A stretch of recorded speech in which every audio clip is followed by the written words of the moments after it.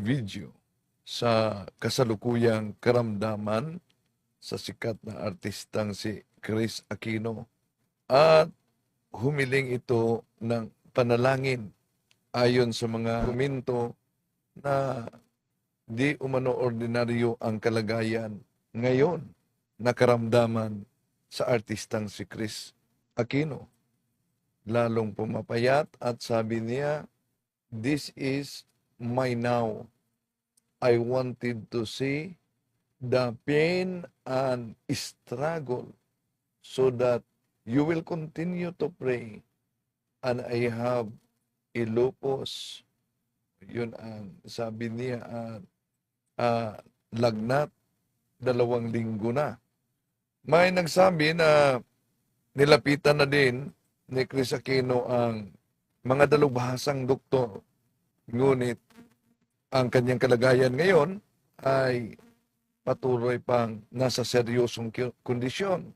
May nagsabi din matapos inlabas ang mga larawan niya na pati daw umano albularyo nilapitan na. At may tagasimbahan din na nagsabi na isinalalim na siya sa private exorcism o deliverance. Ngunit may di umano kayang gawin. Ano yun? Yung itakwel ang mga superstitious beliefs at iba pang mga occult practices. Ito ang kalagayan ni Chris Aquino at may mga iba't ibang reaksyon sila kaugnay dito. No? Sabi sa taga-Cagayan na sa FD, Brother Wendell, nakalapit na ba umano si Chris ng exorcist? So, mas maganda na mapayuhan daw siya. Baka course ang kanyang karamdaman. Ayon din kay Mendoza, Dani, itry niya ang exorcist, malapit naman sa Manila. Ayon din sa iba pang mga nagkomento sa kalagayan ni Chris, si Miga Selva, naniniwala din sa mga charms at mga pungsoy.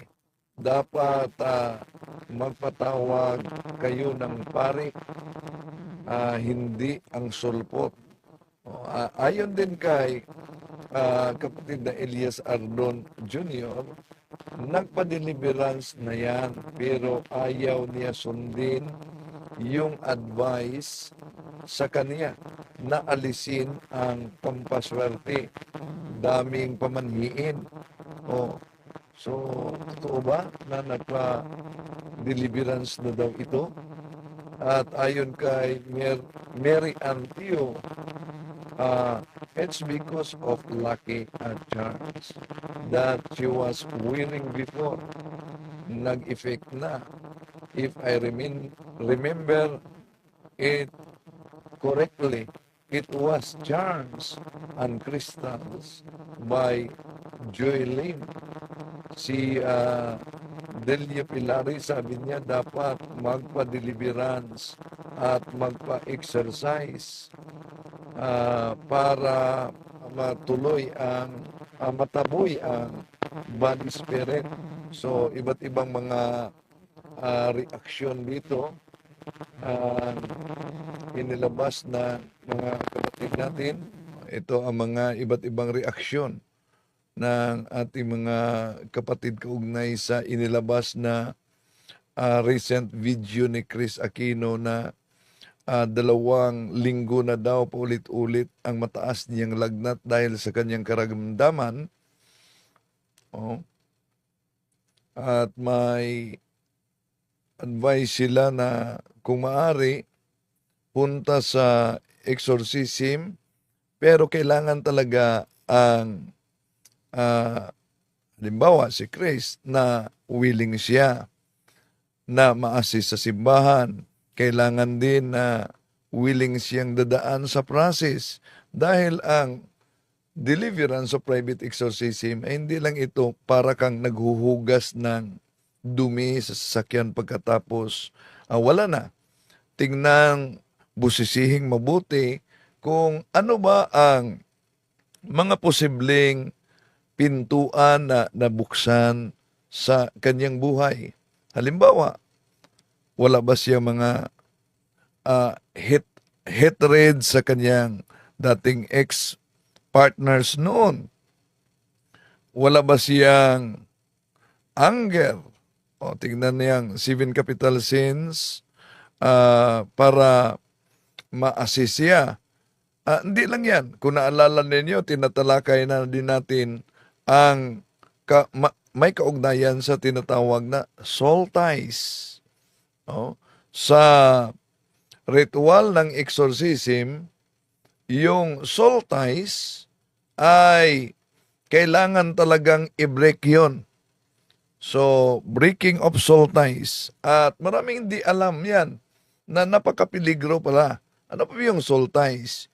Yung pakipagtalik sa iba't ibang relasyon. Magdudulot pala yun ng soul ties at kailangang ma-break at i-renounce yan. So,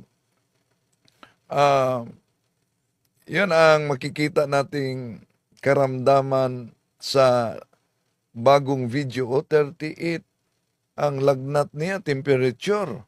No, 2 linggo na daw ito pa ulit-ulit. Kaya inilabas niya itong bagong video sa kalagayan niya ngayon para humingi ng tulong sa panalangin na ipagpatuloy daw ang panalangin para sa kanya. Sulitin natin, 38.4 ang temperature ni Chris Aquino dito. No? 2 linggo na daw. At iba't ibang mga lumalabas sa kanyang mukha. Na makita ninyo. Pumapayat talaga siya. Pumapayat. Pero kung may mag-advise niya na sundin talaga yung process sa exorcism, malaking ako mismo naniniwala na matulungan siya. Yung ibang mga occult practices na nag-live at may mga video sa social media, sabi nila kinulam daw. Yun talaga ang findings. Pero sa Ministry of Liberation, dapat tingnan din ang posibleng mga entry points sa extraordinary demonic attack sa buhay ni Grace, no? Yung mga soul ties, anger, hatred, mga occult practices, superstitious beliefs, dahil karamihan yung paniniwala kaugnay sa superstitious beliefs, masasabi talaga nating ang demonyo ay ama ng kasinungalingan. Bakit? Juan Kapitulo 8:44, ang demonyo ay ama ng kasinungalingan. Dahil kadalasan sa may mga superstitious beliefs, mga kapatid, sabi ng mga marami ng pari na kaibigan natin, ilan lang umano